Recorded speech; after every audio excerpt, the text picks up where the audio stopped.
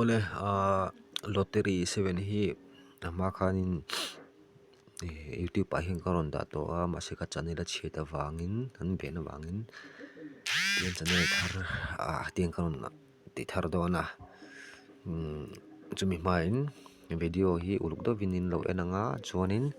like le subscribe kha min lo ti sakram do ne chuan kan soi nga bom bom menga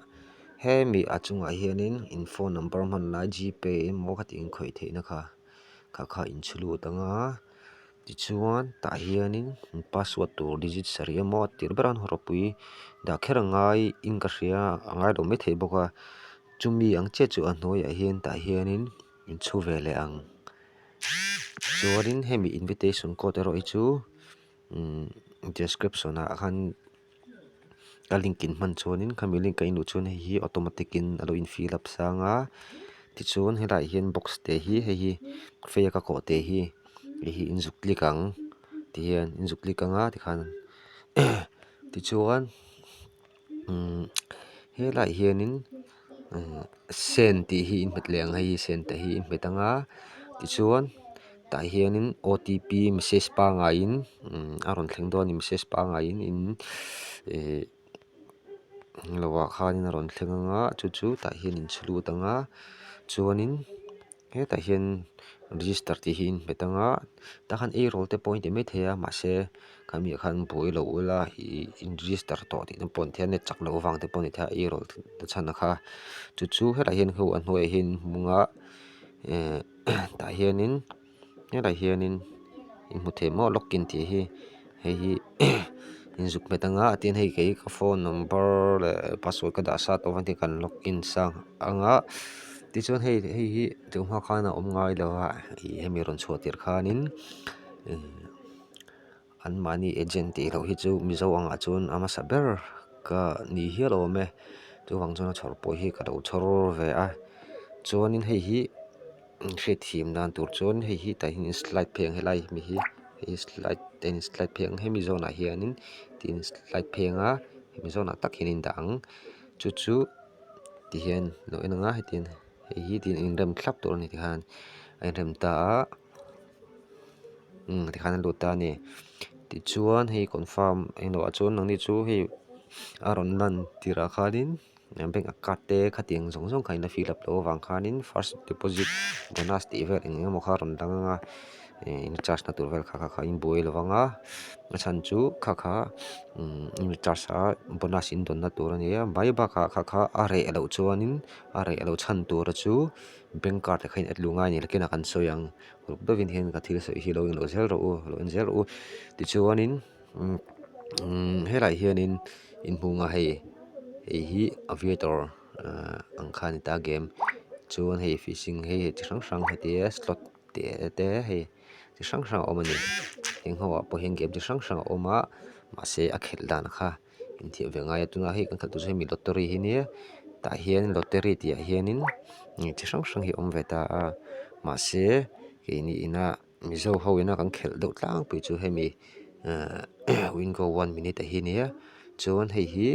3 minute hi a then in khel boka hi 5 minute om bok ta ma se rei do hlak ta rei lo ber hi 1 minute hi group vela po karon predict thin a chuk tu karon predict thin ani dona chu tian kan lu ta tin hei fai hi like countdown oma kha in lo mu man anga kha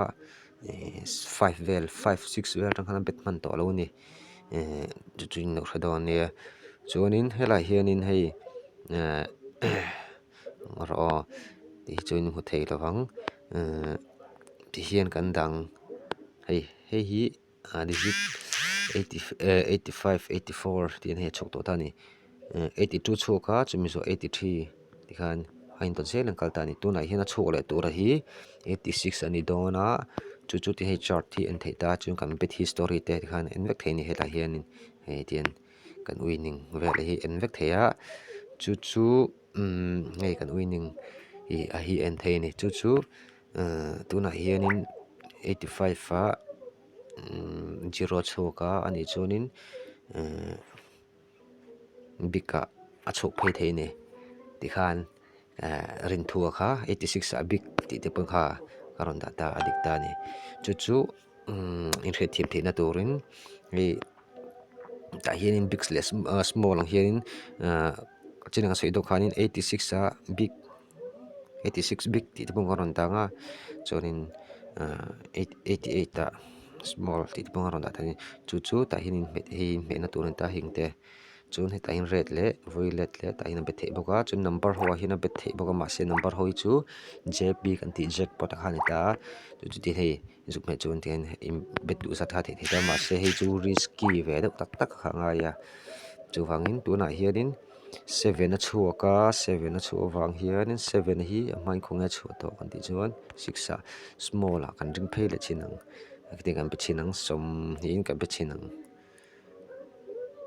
kan be 5 atang hin bet thei to lo kan ti kha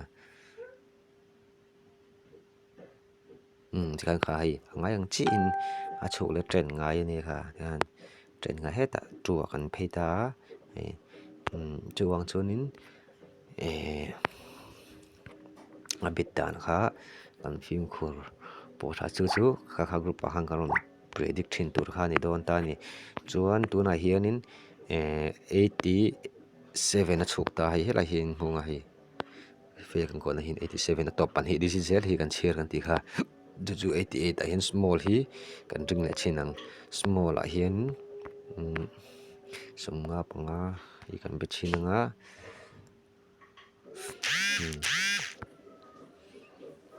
khan kan bet chinanga chon hela hian time in countdown ni hi 1 minute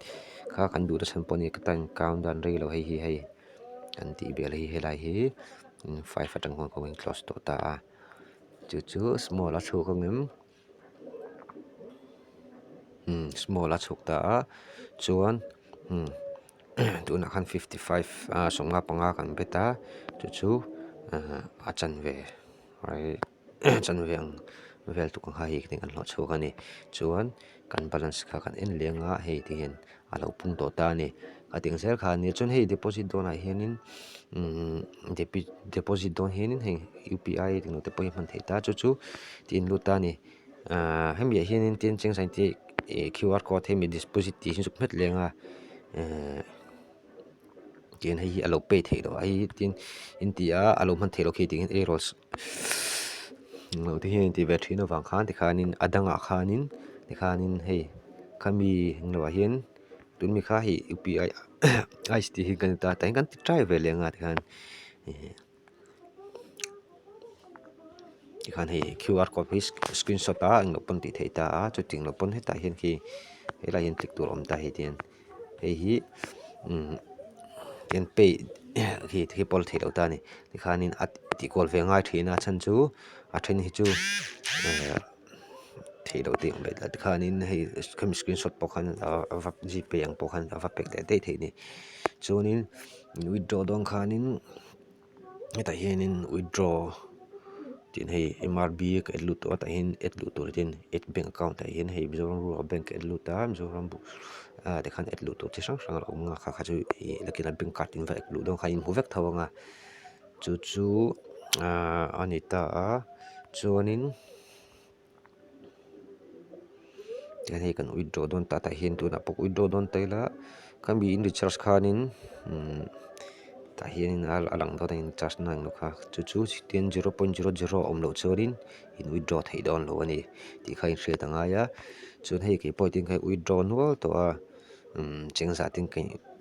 charge ta a tin hei in lo honga sang khat sang thum sang ni sang khat ti te hei zanga zasari ti te hei zanga withdraw chu tin ka lo be ve sang thum ti te mo he ta monga polom zel ni chuang chunin a hloka tin daily rate te chu ni khata te chu kan phave jak jak ani ti lai kha kan sei ve du ni chuanin video in hian like the description lu pe sakula chun thil pakhat kan sei le du chu ta in VIP ti om ta ni tuna hianin VIP a hianin hei hing hoi receive turin om ve thin dona hing ho hi level irap reward han tin receive te ka receive rek to a chu hei song ko te mun li ni thlatin hei complete anga hei complete khi munga khi pass om za sang sing khat kan level 2 ka complete ta tikhan helam ba po level 1 po tuna hian level 3 hi ka lo complete lo ta level 3 ka complete chuanin hei level up reward ta hian zor som ko hi ka donga chumi hnuwa monthly reward hi ka dong hal don ta ni monthly reward hi chu thlatin hemi kan complete to chuna ron lu tang mo